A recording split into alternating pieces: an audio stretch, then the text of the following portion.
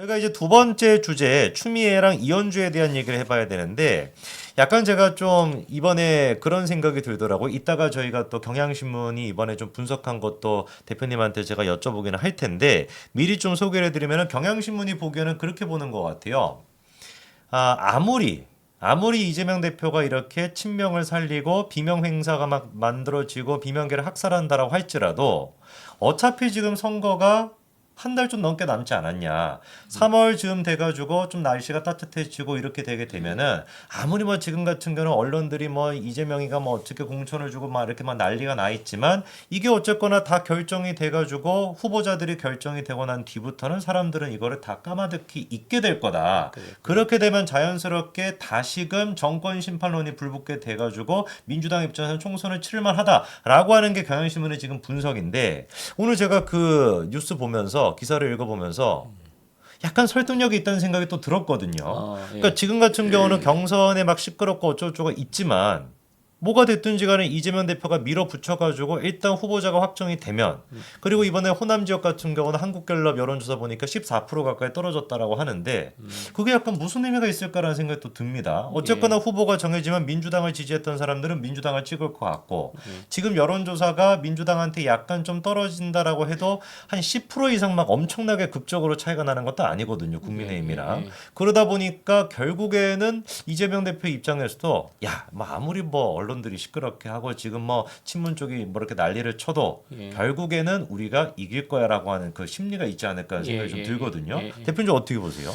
저는 그렇게 볼 수도 있는데 네. 지금 상황은 그런 국면이 아니라 네. 좌파나 중도의 일시적인 이반이 아니라 네네네. 구조적인 이반이라고 생각합니다. 왜냐하면 한동훈 비대위원장이 되면서 네네. 지지율이 서서히 국힘이 올랐잖아요. 그렇죠. 그 초기 국면에서 우리가 주목했던 거는 한동훈 위원장의 지지와 그러니까 대통령의 지지 디커플링, 그러니까 연관되지 않았던 측면이 있고 네네. 국힘에 대해서도 그렇게 얘기할 수 있잖아요. 한동훈 위원장의 지지는 오르는데 네. 국힘이나 대통령의 지지는 오르지 않았던 거잖아요.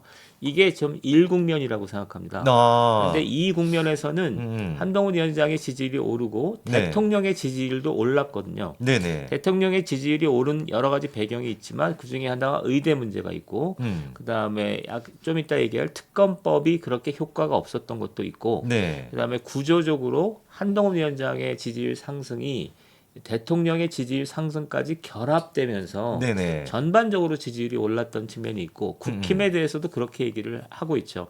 이게 이 국면이라고 보는 거예요. 네. 그래서 이 국면에서는 그러니까 이 국면에서 나타났던 의미 있는 현상은 부산, 경남, 울산의 경우 네. 지지율 격차가 심화됐거든요. 음. 그러니까 전에는 10% 우세했다면 막 20%씩 지지하는 게 있고 충청도 그랬고 부산, 울산 경우 호남은 지지율이 민주당의 지지율이 빠지는 양상이고 네네. 그다음에 서울 수도권의 경우에도 서울은 국힘이 지지율을 민주당을 앞서고 네. 그다음에 경기 인천 지역에서는 좀 경합하고 뭐 대충 이런 판도였잖아요. 그러니까 이런 상황에서 벌어진 게 아주 장기간 벌어진 게 공천 학살 국면이에요. 네네. 공천 학살 국면이 벌어지면서 이제 중도층이 이런 경향이 더 심화된 거거든요.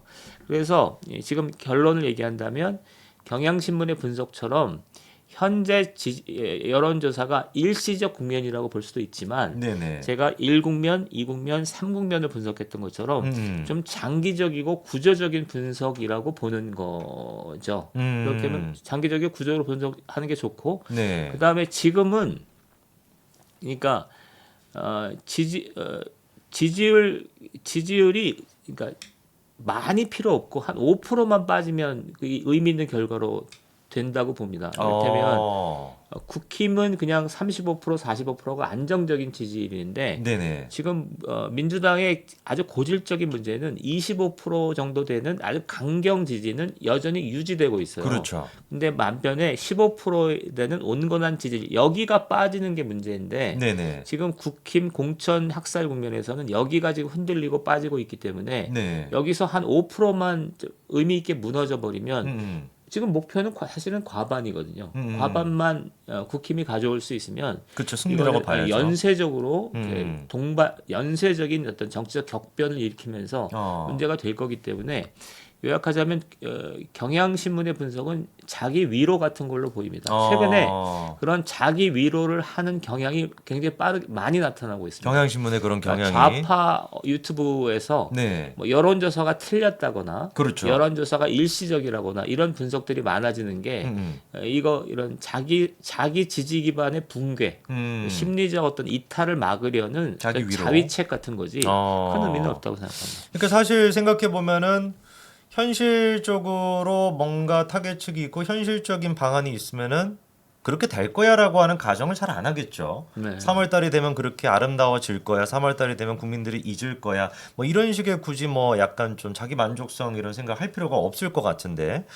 그리고 이제 대표님께서 얘기해 주신 것처럼 물론 이제 지금의 여론조사가 나오는 게 단기적이라고 생각할 수도 있겠지만 오히려 대표님이 보시기에는 지금 국민의힘과 한동훈 위원장 그리고 윤석열 대통령의 지지율의 변화를 크게 한 세 가지 국면으로 나누어서 설명을 해주셨는데 그 국면의 변화를 생각해 봤을 때는 이게 그냥 단순히 무슨 뭐 이재명 대표에 대한 뭐 관심도가 있거나 뭐 이런 수준이 아니라 아예 그냥 구조적으로 중도층이 지금 빠지고 있는 현상이다라고 지금 또 분석을 해주신 겁니다.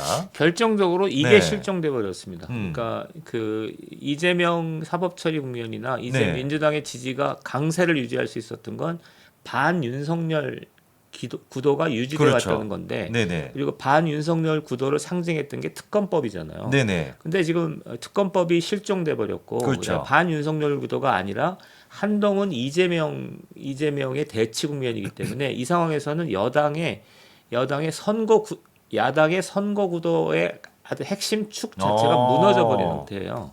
안 그래도 그러면 굉장히 그건 좀 중요한 포인트일 것 같습니다. 그러니까 민주당이 원래 쌍특검을 통해 가지고 이번 총선 지난번에 대선이 그랬던 것처럼 이번 총선도 김건희 여사를 끌고 와가지고 한동훈 대 이재명 이 지금 두 사람의 대결은 최대한 피하려고 애를 썼던 거 아니겠습니까? 그렇죠. 근데 결국에 이번에 쌍특검 같은 경우는 부결이 돼가지고 폐기가 됐어요.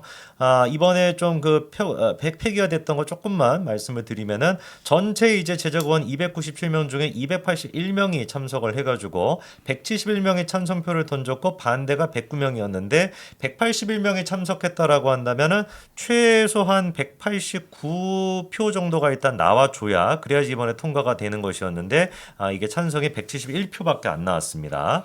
그리고 생각해봐야 되는 게 국민의힘 같은 경우는 세 사람을 제외하고는 전부 다 이번에 반대나 아니면 이제 그 무효표로 지금 낸 것 같은데 그 세 사람 같은 경우는 김용판 그리고 김웅 두 사람 정도가 좀 눈에 띄는 사람이 있었거든요.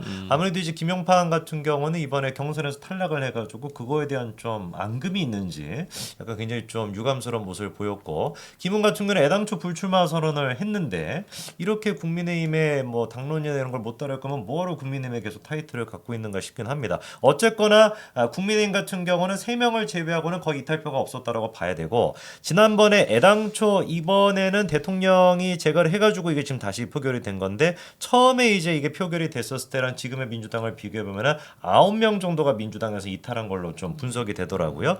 그러면은 국민의힘보다는 민주당이 조금 더 분열이 크다라고도 저희가 쌍특검법 이번에 부결을 통해서도 좀 분석해 볼 수 있을 것 같습니다. 어쨌거나 제일 중요한 정치적인 포인트는 요게 이제 무력화가 되게 되면서 이재명 대 한동훈 두 사람의 지금 구조가 만들어지게 됐다라는 게 포인트가 되겠죠, 대표님. 예. 네. 그게 그래서 경향신문의 분석과 달리 네. 이후에도 이게 그러니까 이재명과 윤석열의 구도가 만들어지고 그다음에 네네. 그것의 고리로서 특검법이 힘을 갖고 있어야 되는데 네. 지금 국힘은 윤석열 대통령이 사라졌는데 네. 한동훈 위원장이 그거를 효과적으로 대체하고 있는 거잖아요. 그다음에 특검법이 힘을 잃으면서 지금 야당이 여당을 공격할 수 있는 포인트가 사라졌기 때문에 상당히 지금은 선거 구도 전체가 흔들리고 있는 상황이라서 네네. 경향신문의 분석은 좀 별로 신빙성이 없어 보입니다. 그래서 김건희 여사의 지금 특검 문제 같은 경우는 총선 전에는 다시 지금 이제 할 수가 없고 사실상 현실적으로 봤을 때 그러니까 총선 때까지는 일단 그 뭐 한참 논란이 됐던 디올 뭐 파우치 이거는 이제 거론되는 가능성은 거의 없어진 상태입니다.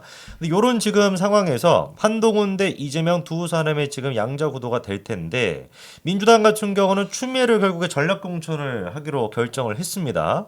그러면서 하남 갑에다가 지금 이제 전략 공천했는데 추미애 전 장관 측이 선전해 달라고 당에서 요청을 해가지고 본인이 수락했다라고 지금 일단 보도는 나오고 있는데 하남 갑이 험지라고 얘기를 하는데 옛날에 진짜 무슨 한 15년 20년 전에 험지였지 지금은 약간 민주당 쪽 아닙니까 하남 갑이? 네. 네. 저는 하남 상황을 잘 몰라서 네. 성재준 대표가 현재는 얘기했어요. 예. 제가 알기로는 민주당 쪽 국회의원이 또 하고 있거든요. 예, 네. 그러게요. 근데 어쨌거나 하남갑에 전략 공천했다라는 것보다도 추미애를 전략 공천했다라는 것 자체가 좀 의미가 있을 것 같습니다. 예. 네. 그리고 또 이현주도 보면은 용인정에 이제 경선하기로 결정이 됐는데 박성민 전 최고 여러분 잘 아시죠, 그렇죠? 청와대에서 굉장히 젊었던 그리고 박성민 전 최고랑 이현우 전 경기주택도시공사 사장 이게 이제 리틀 이재명이라고 불려가지고 한창 이제 그 합숙소 논란이 있었을 때 이재명 옆집이 합숙소 아니냐라고 하는 논란이 있었을 때 이름이 거론이 됐던 이현욱이라고 하는 사람과 3파전으로 일단 들어가기로 했습니다. 근데 이게 국민 경선을 치른다라고 하니까 인지도 싸움이 될 가능성이 높아 보이거든요. 예, 한 박성민과 이현욱과 이현주 세 사람을 놓고 국민 경선을 벌인다고 한다면 제가 느끼기에는 이현주가 더 유리하지 않을까라는 생각이 좀 들거든요. 이현주가 예. 좀 되지 않을까라는 대중 예측이 되네요. 정치인으로서의 네. 지명도가 있으니까 그럴 수 있겠네요. 그렇죠. 예.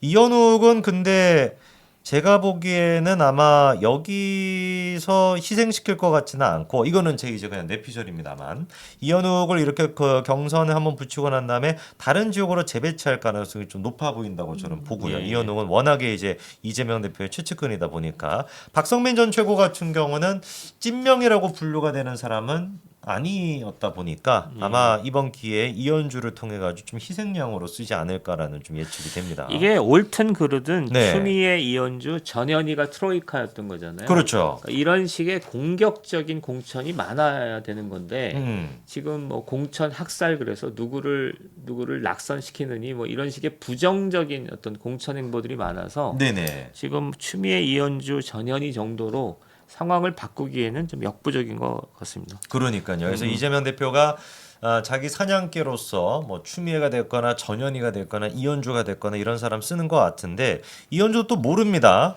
국민들 알기를 참 우습게 아는 거라고 저는 보는데 몇 번이나 지금 당을 바꿨습니까? 매번마다 기회주의자 같은 모습을 보여주고 있지만 정말 이번 총선에서 또 몰라요. 박성민 이 지금 청와대 전 행정관이 또 역할을 해가지고 이현주를 꺾을 수도 있는 그런 네. 노릇입니다.